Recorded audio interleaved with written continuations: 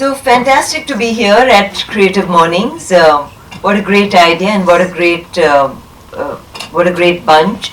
I'm hoping there's several non-architects. How many here are architects? Okay. We tend to stick together as a group. But thank you all as architects for coming here to listen to me this morning, on this lovely cold Saturday morning. I've actually pitched this talk to appeal a little more to non-architects, hoping that we can pitch ourselves a bit as a profession that I think is just not holding its weight in the society we are in today. And perhaps that's why this little pitch this morning. My greatest take on architecture is that, as architects we tell stories. And I love the fact that we are able to tell stories that stay there for 2.5 millennium, like 2,500 BC, and we still have buildings from there that tell amazing stories. We tell stories of love, hate, passion, power, politics, economics, all of it we're able to tell, and it stands there in the public realm for eras to come. And therefore I often wonder, how is it that that language that we speak is not being read adequately? I'm going to start with this wonderful image of Mohenjo-daro, and to me it's amazing that just the footings of a building can tell us about an entire civilization. You go on to something like Sanchi Stupa, which is a little more literal, speaks about a religion, the simplicity of the religion, but with it, what's beautiful about the Sanchi Stupa, if anybody's been there, there's what is called a comic strip in stone, which is an entire society and its stories sit there in all those toranas. So it's a little more literal, but still telling a story. The story of the Hindu temple, amazing in terms of both the very literal, figurative stuff that we all know about, Khajuraho being the most talked about example, but of course there's so much else that a temple tells us. Even the whole transition that a temple affords us from reality, which is the outside world, through the Ardha Mandapa, through a Mandapa, going into a Garbhagriha being that amazing space where you're supposed to commune with spirituality.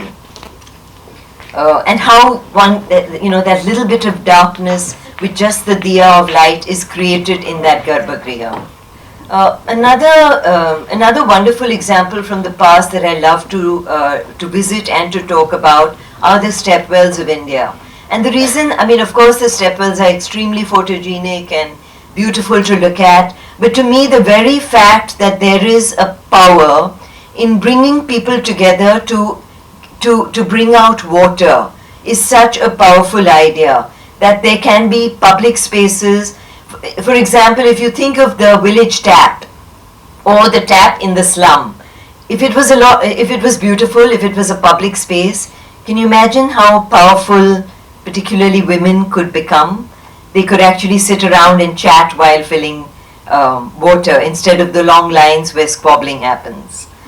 The power of something like Fatehpur Sikri. Fatehpur Sikri to me speaks about a tolerant monarch who was able to imbibe varied different architectural styles and actually look at how wind and water can play a huge role in our lives. I love the imagery, the gentleness, the fact that there is a huge inside out with Fatehpur Sikri, where walking in those plazas is as wonderful as being in the semi-open spaces or in the very kind of cloistered chambers of the king. And then a huge expression of political power, and yet done with such extreme finesse is VT Station, relevant till today in terms of the grandeur of its statement. beautifully finished. One has to just go into the ticketing office at the ground level to realize that something as mundane as ticketing can be a very evocatively beautiful space. And this, according to me, is something very much at the heart of a huge controversy right now. Lutyens Delhi, a grand imperial statement made by an architect who professed that he actually did not like Indian architecture, but was able to imbibe several elements of Indian architecture into a rather grandiose scheme that over time, over the last 70 odd years that we've had this, has become a symbol of what is India, what is power in India, and it has become fairly dear to people. To me, this is another fantastic example of how a newly found democracy was struggling to find expression, was struggling to find how do you express democracy after colonialism, imperialism, monarchy. How do you express democracy? And Chandigarh, according to me, is just, you may love it, you may hate it, but it's just one such kind of experiment in expressing democracy through the idea of large plazas, the Pilates that float and allow people to walk through. And here again, another search for democracy. I find a lot of these buildings were a nation in search for an idiom that is speaking about its past as well as speaking about where it stands today. So Louis Kahn's IIM Ahmedabad, built with very humble brick, and yet what has he converted brick into? A very formal institution, and institution building was the name of the game at the time, and still Louis Kahn has managed to create an idiom that is very inside out, creates several spaces that students can gather in, meet in, as you can see right here. And the same lowly brick was taken by Laurie Baker and used in a completely different idiom, used to create middle-class housing, used to create very, very nature-friendly, environmentally friendly homes, lattices or jalis through which air and ventilation could move, and could actually afford a middle-class person an inexpensive but very beautiful, very natural home. And here again, to me, is this amazing expression of democracy in the 1990s. 1990 was that amazing year when the world changed, when globalization happened actually across the world, when USSR and the United States kind of converged, in a handshake by Mikhail Gorbachev on Fifth Avenue in New York, when Perestroika happened, when the entire Eastern Bloc kind of fell, more than fell, liberated itself. And in India, it was a time of globalization when our economy kind of opened up to the global economy.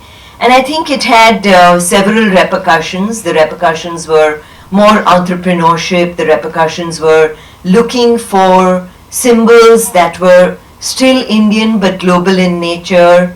And our office actually started roughly in 1990. So interestingly, this year we'll be 30 years, but this is an image of several of us in the office at one of the buildings we've built. And I think we have kind of, in the last 30 years, created a few words that tend to define us. Crafted has been one of the most important words, and by crafted, we don't simply mean using human hand. We do mean solving each problem innovatively, not looking at a bunch of problems and clubbing them together with one solution, which is so often what happens and creates often alienated boxes. What we are saying is that every little aspect of a building and a person's life needs to be looked at, addressed, and a solution can be crafted towards it. Another word that we love is contextual, and I'm always told by my daughter, who some of you here know, that nobody understands this word, Mama, stop using it. By contextual, we're simply talking about actually building with the climate that one encounters in all the various different corners of India, and working very much with the cultural history of those little areas that we build in. And most of all, despite all the cultural histories that we're constantly trying to portray and speak about, we are very contemporary. We are attempting to speak a language that the society of today, reflect what the society of today is speaking about, and ensure that we speak to people that are of today. A very interesting aspect of architecture that I wanted to speak about, that I'm not sure a lot of other disciplines are have this as their fundamental encounter. For us, we're very conscious of this kind of multi-headed hydra that is our client. We have the individual owner or patron who hires us. We very much have the user whose needs need to be very well understood, and then we have the understanding that there is a larger society out there that we're catering to. Our work is going to sit there for the next 100 years, hope maybe not the next 2,500, as we've seen in some of the slides behind us. So what is the language that we want to speak to the society of the next 100 years? The other interesting aspect of architecture that I find absolutely fascinating is the collaboration. Here I've put us in the center typically, but this little diagram can be with any one of these stakeholders in the center, where we're collaborating with multiple clients, multiple consultants, multiple contractors, multiple craftspeople, and what we're thinking about needs to be not just communicated but accepted and enjoyed all the way down till that last craftsperson. Otherwise, you will see struggle. So this to us is one of the most important aspects of building a building. It's, that whole idea of the master architect is long gone. It's a huge collaboration that produces these buildings, and how we maintain the relationships and the communication between all these collaborations is what finally, according to me, determines the end product, determines how successful a building is going to be. Very early in my career, it was, I think, in the 1990s, we had just started, but mostly what I was able to do was in a bedroom, I was getting a few interiors to design. And fortunately, the way our practice got built was the initial clients who gave us interiors kept growing through this wonderful phase of entrepreneurship in the 90s. And we did project after project for our very first clients. And as they grew, we built initially an office for them in Mumbai, then a factory in an outlying city, then a house for them somewhere else, and then maybe their corporate office building. So it was a very interesting growth process. But the reason I'm showing Ayush Shakti is because it was a very early building, and perhaps my second building. The first one was a factory in Wada. It was a rice mill. And this was really the Ayurvedic doctor that I used to go to, who had a very narrow plot of land in Kandivli, a suburb in Mumbai. Everybody knows Kandivli. I say this because I often speak at other cities. And it was a really 16-meter wide, very narrow plot. And, considering Mumbai's bylaws, a whole world of Ayurveda had to fit into this. This was a husband and wife entrepreneurship, Ayurvedic doctors, really wanting to express what they do. They wanted people to understand that Ayurveda is closer to nature, it's an old Indian science. How do we reflect all of this in this building? And the building was, what we could really build was a box, because this is the way you build in Mumbai. And here are some of the solutions that we found to this box that we were expected to build. We really played with climate here and ensured that the east was very open. We really played with the 10% balconies that are permitted under the bylaws of Mumbai, that were permitted in the bylaws of Mumbai. I can do an entire talk on this issue. That it's part of what is called fungible FSI now. But anyway, so balconies are according to me one of the lungs of Mumbai. We were also in a stage where terraces were permitted, so you could step the building back and create terraces, and that's what you see right here. Terraces and balconies, little jharokas. This is how we actually made that box very, very humane and very, very inhabitable. So you can see here what we did with the balconies. These doctors had 350 patients every hour. They had loads of people waiting to occupy these spaces. So we created these little waiting rooms here. All the wood you see has come out of the old wood. There are these old wood warehouses in Ahmedabad. So it's all reused wood. And the vocabulary of the building is about ensuring, that's the other wonderful thing, the chajjas. I can't imagine when we decided that horizontal chajjas should work in Mumbai. Sloping chajjas for rain like this is extremely important. So we created this vocabulary of multiple openings and spaces. You see right here the corridors where people can still sit, as well as how the building stepped back and created this lovely terrace for people to spill out onto. Another project that has been very, very dear to our hearts, has won us a lot of awards, but most importantly has won us some great comments from the client, is this factory in Karur. Karur is a little town in South India, and it is the hotbed of textiles, home textiles that all get kind of spun in homes in Karur and then brought to these large factories where checking and quality check and packing happen, and then it goes out into the big bad world and goes to the Pier 1 imports and all the interesting stores. You see the process right here. The stuff comes into the factory in bullock carts, gets processed, packed, and goes out into fancy stores all over the world. And what we found in Karur was that Aluko bond and glass had hit Karur like it's hit most of India in a big way, and people were building these wonderful little structures which had to be air conditioned because there wasn't enough ventilation. They love to use glass. There are even some with Doric and Ionic columns which you don't see here. And we were a bit appalled when we did our recce of Karur, and we decided to walk around, understand the local vocabularies, and realize that beautiful gable walls, courtyards, verandas, and most importantly, there was a stone quarrying space in the area.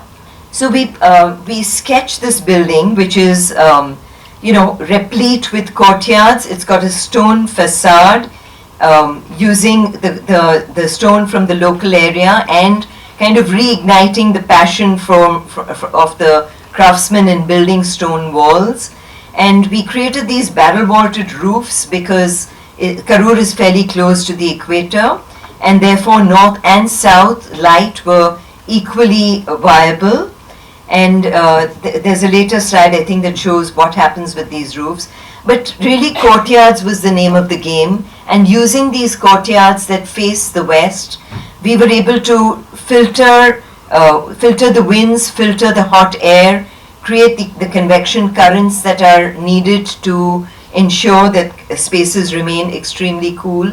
And this is therefore a factory that has absolutely no air conditioning.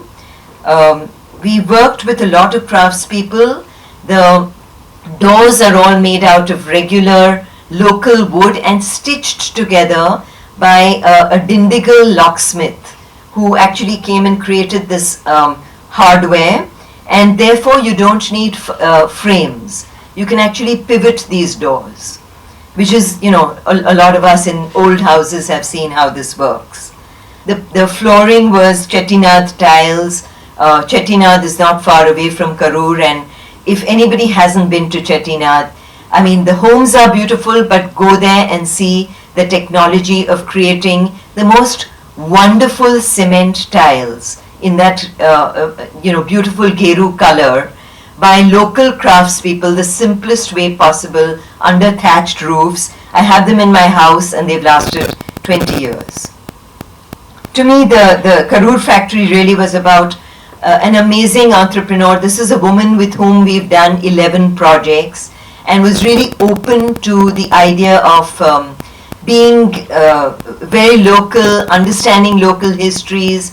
And for us, it was an experiment that actually worked to be able to show that even for a prototype like a factory, one can actually use craft and history to make an environment far more comfortable. This is one of those quirky projects that people enjoy, and I think as an office we had a lot of fun doing. It was hard work, but it started with this real ideas of standing at site, picking up these leaves, thinking that Alibaug is a space of gentle hills and coconut trees. Why do we need to build orthogonally in this kind of atmosphere? So we picked up the leaves, and on the boat ride back, I put the leaves together and created this little site plan. And then when we were back in the office, we realized that the leaf is actually a very interesting form for a rainy climate like Alibaug. The leaf can dip and it can create, wonderful shade for rain, and it can rise up in the north and bring in a lot of light. In order to not be gimmicky, one of the most interesting things we did was stuck with a very, very simple palette of materials. It's exposed concrete, it's steel, and it's Kota stone. So here you see we found this local contractor. You can only use local contractors in Alibaug. Here you see the steel columns filled with concrete, exposed, just lacquered over with a PU finish. And you see how the bedrooms, etc., function. A lot of light and a lot of openness. And we really needed to ensure that there was no lighting piercing those ceilings. So all the lights come from the floor or to some extent from the walls. And all the rooms are separate, and the existing trees created the courtyard. So movement from one space to another is through the outdoors. According to me, these again, Fatehpur Sikri, all our older projects use the outdoors in this manner, and we really didn't see the need to become monolithic. Another project that we have really enjoyed is this Nirvana film studio, and again an example of a great collaboration with a client who produces some of the best ad films in the country. So they came to us with this little site in Bangalore, small site facing west and south. And what do you do when you're in a very tight urban environment where you literally have to optimize every square inch?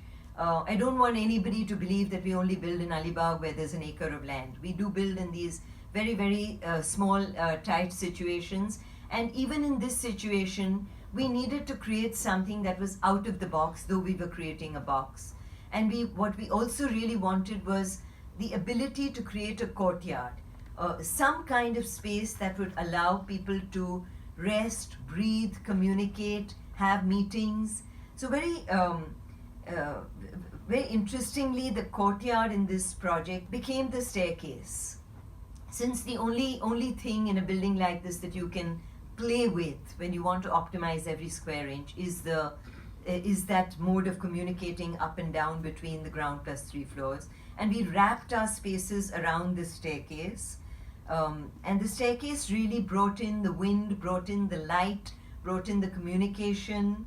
And it has a skylight right at the top through which light percolates all the way down. And on both sides of the staircase, there's openings so that the wind comes in. And then we also did an interesting thing. We kind of interchanged what is wall and what is window. So walls are porous and glass, and windows are movable and made out of acrylic polymer. Those are those white louvers that you see.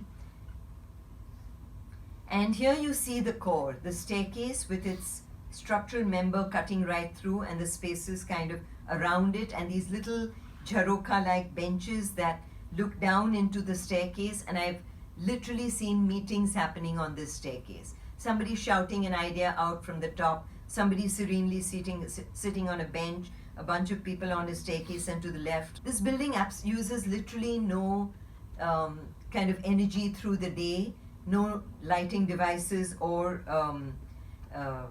ventilation devices other than these louvers, and little rest spots, as you see here, a little terraces.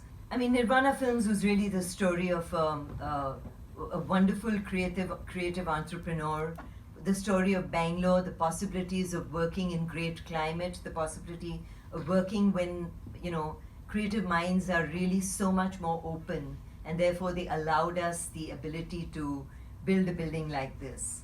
The next project I'm going to show you is about, again, a set of creative individuals who hired us to build an automobile design studio. Mahindra & Mahindra has a 64-acre campus in Kandivli, and the campus is full of these sheds. Automobiles are being rolled out even yet as we speak in these sheds. And the automobile design studio is a very interesting facility where cars are styled. And it's top secret because nobody wants, a competitor to know what the next model is that's going to come out. So it's top secret, and these designers were very keen to get, despite being in these industrial sheds, they wanted a cutting-edge design studio. For us, the most interesting aspect of doing a cutting-edge design studio like this was the fact that, one, we were working within an existing idiom of industrial sheds. We could build a little more, but basically we had to rework these sheds. And the other interesting aspect of it is that in this kind of project, the car is the protagonist. And what we could be was a neutral backdrop to this car. So how are you going to be a neutral backdrop and still be, cutting edge design and inspire these wonderful people? Mahindra & Mahindra stood for, we looked at all their ad campaigns, and they stood for rugged, dependable, industrial. Their Scorpio was so were a lot of their other cars. And those are the stories we attempted to express in what we've done here. This is really where the cars are styled, and despite a number of requirements, a certain kind of lighting, a certain kind of air conditioning, what we've done is created this very neutral gray backdrop, and a very kind of used a lot of metal. We loved the idea of using metal in this project because metal is what cars use, as well as metal is a great craftsmanship that the city embodies. We were able to find very interesting craftspeople who helped us create, this cotton steel wall, which forms the backdrop for a beautiful concrete staircase. Once again, small spiral staircases literally crafted together like you would a necklace, all the steps around a single pole. And these old doors that exist in a factory area that we kind of reimagined as steel doors with wood, using great hardware, and making sure therefore that the idea of a factory door could be very, very interesting and inspiring. This is, what inspired us, the way this factory worked. These were some of the elements that go together in creating these cars. The last project I'm going to show you today is something that was very, it's a series of projects. I'm only going to show you one out of the whole series. A client came to us saying that they wanted to build hotels for religious tourism. And they were very keen. They had 3 or 4 properties all over the country, and they said, just give us a cookie cutter design and we'll plonk it all over the country. For us, this was complete anathema, and we said, look, just hire us to do a design consultancy for the first 2 or 3, and we'll show you what can be done with this idea, and then you decide whether you want to put cookie cutter or various different designs. We did a design for Tirupati, for Rishikesh, and for Bodh Gaya, and all three have very, very different religious idols that are being worshipped in that area, very different climates, very different cultural histories, so to say, very different roots, to use the right word for today. This is what we call the Dashavatar Hotel, since the worship in Tirupati is of the Lord Balaji or Vishnu, and the 10 avatars of Vishnu have always been very evocative for us, and the idea that the evolution of man can be seen through the 10 avatars of Vishnu. But what we actually did is used the plan of the Hindu temple, the very introverted orthogonal plan of the Hindu temple, to design this hotel, and use the mandapa that is often in a large water body outside a Hindu temple, and developed this as the architectural vocabulary. And the idea was to really create something that felt in the hustle bustle of Tirupati. We wanted this to become an oasis that you come back to, an oasis that represents the worship of Lord Vishnu as well as represents divinity and peace. And it's a very contemporary kind of translation of several things. The center is the Lotus, the Lotus Cafe, and interpreted the way we have. And what we also did was used each individual public space as one of the to be interpreted as one of the avatars of Vishnu. And you can see how that's done here. So this was the Krishna restaurant, very blue in nature, and one can tell why, using the flutes, using the handis, the dahi handis, and the colors of Holi. So all of this, and I'm going to bring us with a bang right back to 2020, and this is the view outside my window at work. And I started this conversation by saying architecture speaks. It tells us stories. I love this image for multiple reasons. I feel there are so many stories that are being told right here. One of the stories to me is a story of pluralism, of multiple building types coexisting in one landscape, and something that I really enjoy. But it's also a story of inequality. It's also a story of extreme struggle.